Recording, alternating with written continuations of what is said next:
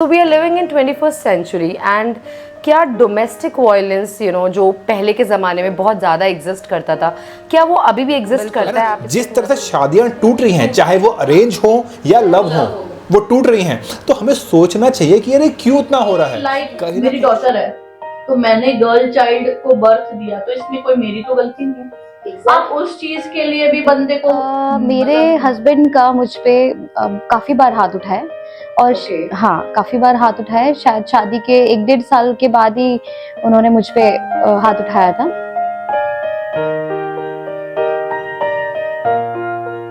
तो जैसे आजकल कॉन्ट्रैक्चुअल मैरिजेस बहुत चल रही है, जिसको बोलते हैं कि आजकल मॉडर्न कपल्स, जो आजकल की जनरेशन है, वो इस चीज़ में बहुत बिलीव कर रही है, let's fix a contract first and then we get married. ये भी एक ट्रेंड है जो बहुत चल रहा है। सो ये I think this is what modern marriage is known as, right? पहले आप 7 वचन लिया करते थे और अब आप वही चीज़ें पहले से डिसाइड कर रहे हैं कि these are the things we are going to do for each other, और ये बहुत हेल्प कर रही है मुझे लगता है in one way.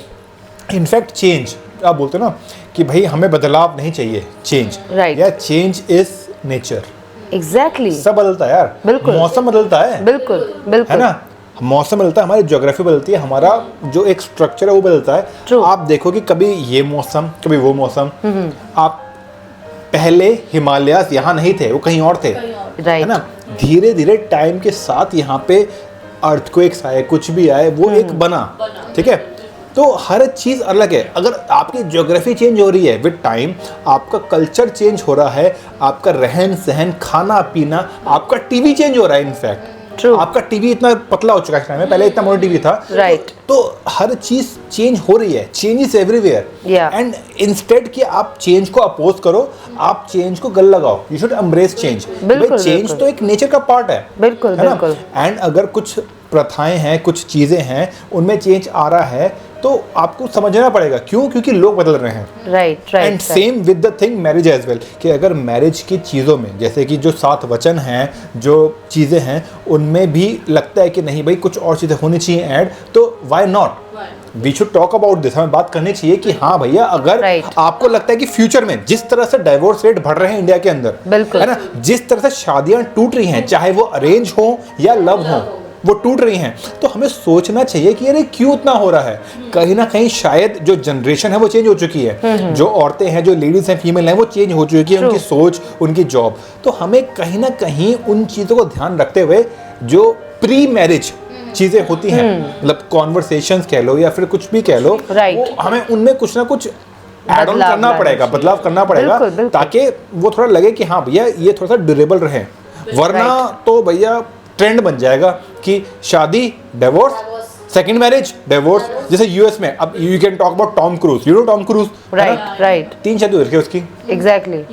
Bread Pitt, Angelina Jolie, right, multiple examples. मतलब every Hollywood superstar marriage divorce. मतलब if you check the Wikipedia ना, married 91, divorce 95, second marriage 99, divorce 2002, third marriage 2006। मतलब such a fast pace, it's right? and we are going toward that thing कि एक time आएगा कि हमारे लिए marriage divorce, second marriage divorce, मतलब it's a trend. पहला बच्चा उसके साथ, दूसरा बच्चा इसके साथ, तीसरा यहाँ से, right? And what I feel कि हम इस चीज को कैसे रोक सकते हैं कि आप दोनों पार्टनर्स एक दूसरे की क्या इमेज बिल्ड करते हैं फैमिलीज में, वो बहुत मैटर करता है। एक लड़की अगर एक नए परिवार में जा रही है, तो उस आदमी का फर्ज बनता है कि उसकी वो इमेज क्या पोर्ट्रे करेगा, वो अपनी फैमिली के सामने उसको कैसे ट्रीट कर रहा है, उसको कितनी इज्जत दे रहा है, उसको किस वैल्यू पे रख रहा है, और इसी से आई थिंक लोग समझते हैं कि हमें कैसे ग्रीट करना है उस सामने नए इंसान को जो हमारी फैमिली में नया है। एंड वाइस वर्सा, एक लड़की भी उस आदमी को अपने परिवार में कैसे इंट्रोड्यूस कर रही है, उसके लिए क्या कर रही है, उसकी क्या एक इमेज बिल्ड कर रही है। सो ये I think give and take relationship है, जिसमें दोनों को इक्वली कंट्रीब्यूट करना चाहिए। चेंज है कि देखो, चेंज का ऐसा भी है कि अगर आप जिसको ला रहे हो उससे एक्सपेक्ट करो कि वो चेंज हो, थोड़ा तो आप भी चेंज हो उसके लिए। और मुझे ऐसा लगता है एक और चीज कि जैसे कि हम गर्ल्स को जितना फ्रीडम दे रहे हैं, ठीक है, जैसे उनकी आप एक पेरेंटल होम में ही उनको बाहर एजुकेशन भेजा जाता है, Right. बाहर जाने के लिए।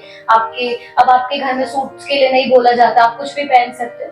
तो आपकी जो जहाँ पे बॉयज हैं, जहाँ पे जो बॉय चाइल्ड है, उनको भी उस तरीके से अपब्रिंगिंग की जाए कि उनको भी समझाया जाए कि हाँ, अब जो चेंज हो चुका है माहौल जी, क्योंकि कल को तुम्हें शादी करनी है, ऐसा नहीं है कि तुम्हारे को आएगी और तुम्हें सर्व करेगी।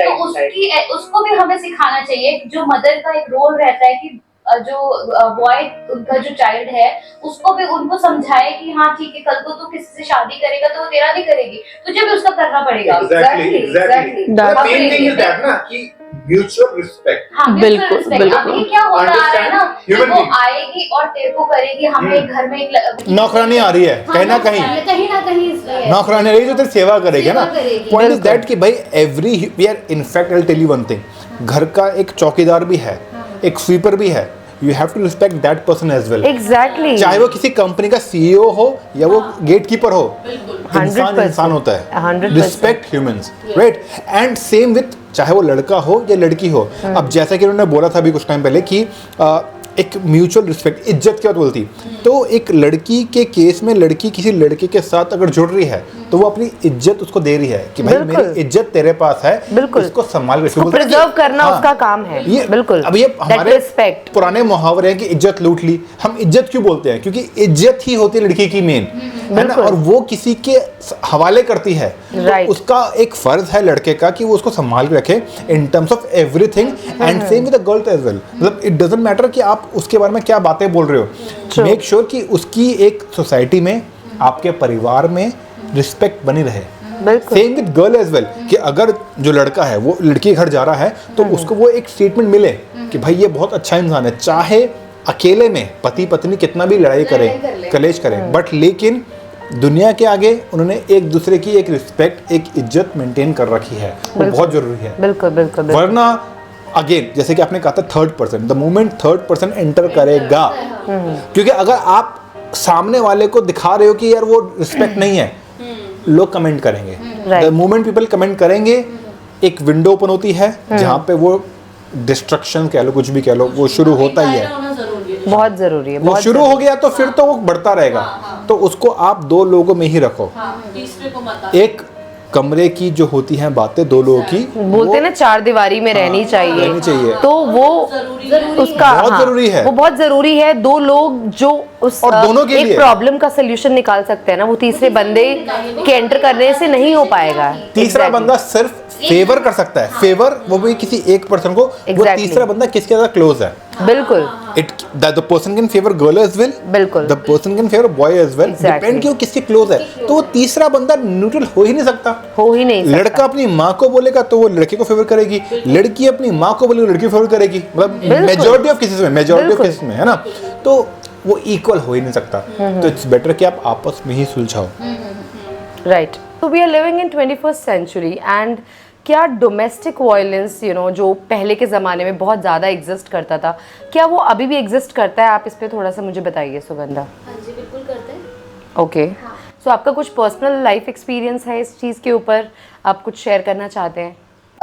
मेरे हस्बैंड का मुझ पे काफ़ी बार हाथ उठा है और हाँ, काफ़ी बार हाथ उठा है। शायद शादी के 1-1.5 साल के बाद ही उन्होंने मुझ पे हाथ उठाया था, और वो शायद मेरी पहली बार गलती थी कि मैंने वो लेट गो कर दिया था कि ठीक है कोई बात नहीं। वो भी सिर्फ इस वजह से कि मैं फैमिली के अगेंस्ट मैंने मैरिज की है, मैं किसको बताऊं, कहाँ जाऊं, मैं घर जा नहीं सकती। कुछ टाइम घर से बाहर रही, मैं अपने और फ्रेंड्स के यहाँ रही थी, तो बट चीज़ें मुझे समझ ही नहीं आ रही थी कि मैं क्या करूं। तो मेरे पास ऐसा लग रहा था कि कोई ऑप्शन नहीं है, क्योंकि घर में हम जा नहीं सकते, किसी को बता नहीं सकते, अपनी मर्जी से शादी की है। और मुझे ऐसा लगता है कि उस टाइम अगर मैंने कुछ स्टेप उठाया होता तो शायद वो दोबारा हाथ नहीं उठता। तो एक ये बहुत बड़ा डिसएडवांटेज है व्हेन आप फैमिली के अगेंस्ट जाके मैरिज करें, तो अगर कुछ ऐसी प्रॉब्लम्स आती है तो देयर इज नोबडी जिसके साथ आप डिस्कस कर सकते हैं। किसी को बता नहीं सकते, आप अपनी प्रॉब्लम शेयर नहीं कर सकते, क्योंकि आपने इतना अगेंस्ट होकर मैरिज करी है, बिल्कुल ही एंटी बन के आपने शादी करी है उस चीज में। पर आपका तो पूरा भरोसा था ना कि हाँ ये वो इंसान है जिसके साथ मैं पूरी जिंदगी कहीं ना बिताना कहीं जजमेंट चाहूंगी। रॉन्ग हो गई। हाँ, मेरा Right. जजमेंट रॉन्ग था। और जैसे आपने बोला कि शायद पहली बार रोकना ही सही तरीका होता है कि वो दोबारा दोहराया ना जाए। स्पेशली एक्चुअली क्या है, हमारे जो समाज में है ना, ये बहुत एक जो आप किसी अपने इन लॉज की फैमिली में बताते हो, हाँ तो क्या हो गया, मतलब एक फैमिली, हाँ कि कोई बात नहीं, कि हो जाती है, जो आदमी है मार सकता है। मतलब ये आज के समय में भी ऐसी बातें एग्जिस्ट करती है। I am really surprised. अगर आप अपने इन लॉज को कंप्लेन करते हो तो उनके सामने भी, जैसे आप अपनी सिस्टर इन लॉ को बोलते हो, मदर इन लॉ को बोलते हो, तो उनके लिए तो ये बहुत, मुझे लगता है कि शायद उनकी फैमिली में ये होता होगा और ये एग्जिस्ट करता है। हमारी फैमिली में नहीं है, लेकिन हम काफी सारी फैमिलीज है जहाँ पे एग्जिस्ट करता है ये चीज, है कि बहुत शायद बहुत कॉमन है उनके लिए एक औरत को मारना। देखो अगर, और मुझे लगता है बीवी को मारना उनके लिए बहुत आम है। अब कोई बहुत सारी बातें होंगी जिसमें माँ की बात अच्छी नहीं लगती, बहन की नहीं अच्छी लगती, क्या उनको वो मारते हैं? नहीं मारते ना, वो सिर्फ अपनी वाइफ को मारते हैं। तो ये चीज कहीं ना कहीं एक आपने खरीद लिया है आपने उस चीज को, प्रॉपर्टी आपकी, हाँ वो आपकी प्रॉपर्टी है, आपने खरीद लिया है। हाँ, तो ये चीजें हैं।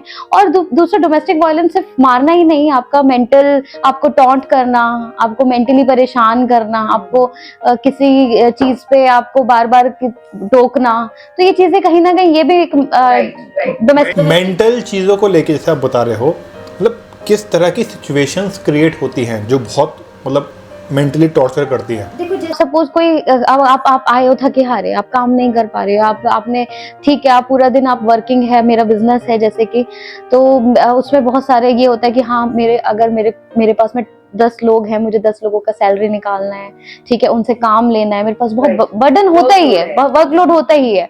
आप उसमें अब छोटी छोटी चीजें हैं जो नहीं याद रहती घर की, तो उन चीजों को हाँ कि बार बार उस चीज को पॉइंट आउट करना, तो कहीं ना कहीं ये लगता है कि हाँ मतलब इनके पास में और पहले भी तो काम होते ही होंगे ना घर के। मतलब अभी कहीं ना कहीं आपके ऊपर डाल देना कि भाई तुम्हारी वजह से काम नहीं हो पा रहा। एग्जैक्टली, अब आप आ गए तो आप रिस्पॉन्सिबल है अगर कोई चीज नहीं हो पा रही है। एनी फेलियर फैमिली के अंदर जो कि भाई ये काम नहीं हो पाया, भाई तुम्हारी गलती है। राइट तो जैसे आपने बोला कि डोमेस्टिक वायलेंस सिर्फ फिजिकली नहीं मेंटल भी होता है, तो गरिमा आप कुछ कहना चाहेंगे इस चीज के ऊपर? डोमेस्टिक वायलेंस यही नहीं है कि आप मतलब हाथ उठा रहे हो, या चीज मेंटली बहुत है। कहीं ना कहीं ये होता है कि आपके हस्बैंड बोल देते हैं देखो मेरे घर में मेरी मदर को कुछ नहीं बोलना है कि वो बड़ी है, चलो हमने आपकी रिस्पेक्ट की, आपने हमें बोला, मेरे पार्टनर ने मुझे जैसे सपोज बोला तो मैंने आपकी रिस्पेक्ट करी, तो आप भी तो कहीं ना कहीं मेरी रिस्पेक्ट करो। फिर आप अपनी मदर को भी बोलो कि मम्मी ये गरिमा जहाँ गलत है, या मतलब उसको आराम से बोलो, या जहाँ नहीं गलती है जबरदस्ती गलतियां नहीं निकालती, आप उनको भी बोला। आप बोल देते हो कि उनको कुछ नहीं बोला, फिर वो कुछ मतलब बोले जा रही हैं। एक चीज है, घड़ा है, उसमें पानी भी एक लेवल तक भरता है, तो वो चीज बंदा अपने अंदर ही लेता रहेगा, वो किसी को बताएगा नहीं। घर पे बताता है तो फिर वही सोसाइटी, जैसे हमें अपब्रिंगिंग ऐसी होती है कि कोई बात नहीं है, जैसे तेरी मम्मी है, हाँ बड़ी है, कोई बात नहीं, बोल दी तो 2 बात सुन ली, तो वो वहां से भी यही चीज सुनना, तो वो अंदर ही अंदर आदमी को इतना खाली कर देता है ना कि बंदा ना तो वो सोच पाता है, उसका दिमाग काम करना इतना बंद कर देता है, उसको पता ही नहीं होता वो जिस टाइम जहाँ खड़ा है वो किस काम में है, किस में नहीं है। फिर दूसरा ये कि लाइक मेरी डॉटर है, तो मैंने गर्ल चाइल्ड को बर्थ दिया, तो इसमें कोई मेरी तो गलती नहीं है। आप उस चीज के लिए भी बंदे को मतलब ये लगा लो, मेरी डिलीवरी के थोड़े टाइम बाद ही बोलना शुरू कर दिया। बेटा होता तो उसके साथ का हो जाता, मतलब फादर के साथ का होता, अरे बेटी भी तो उसके साथ की होगी, तो ये तो कोई मतलब लेडी की गलती नहीं है। तो इस तरीके से मेंटल, एक तो वो पहले ही पोस्ट भाई डिलीवरी, अपने पोस्ट प्रेगनेंसी के प्रेशर में, वो ट्रॉमा, वो सारा डिप्रेशन, ऊपर से आप और उसको डिप्रेशन दे रहे हो, तो उसको पता ही नहीं उसका दिमाग काम कर भी रहा नहीं कर रहा है। तो आजकल ये में लोग हैं, हाँ बिल्कुल, चाइल्ड को बिल्कुल सपोर्ट नहीं करते। देखो यहाँ वही है ना, डोमेस्टिक वायलेंस आज भी इसलिए क्योंकि ये 19th सेंचुरी वाली जो औरतें हैं ना, वो आज भी है। और वही है कि हमारे साथ तो ऐसा हुआ था, तुम हमारे टाइम पे होते तो तुम्हें पता लगता कि कैसे मतलब हम नहीं हो सकते ना। हाँ एग्जैक्टली, कैसे हो सकते? एग्जैक्टली कि हमने तो ऐसे जिया था, तो हम इन्हें कैसे जीने दें। या एक और चीज है, जैसे सपोज आपका बेबी नहीं हो रहा है, जैसे सपोज अगर आपने, चाहे आपने प्लानिंग करी हो, चाहे आपने कुछ, तो उसके रिस्पॉन्सिबल सिर्फ एक वुमेन को ही माना जाता है कि उसने नहीं चाहा होगा, मतलब कोई उसकी फैमिली से नहीं, दोनों के कंसर्न से नहीं हुआ होगा, या क्या पता कुछ प्रॉब्लम हो।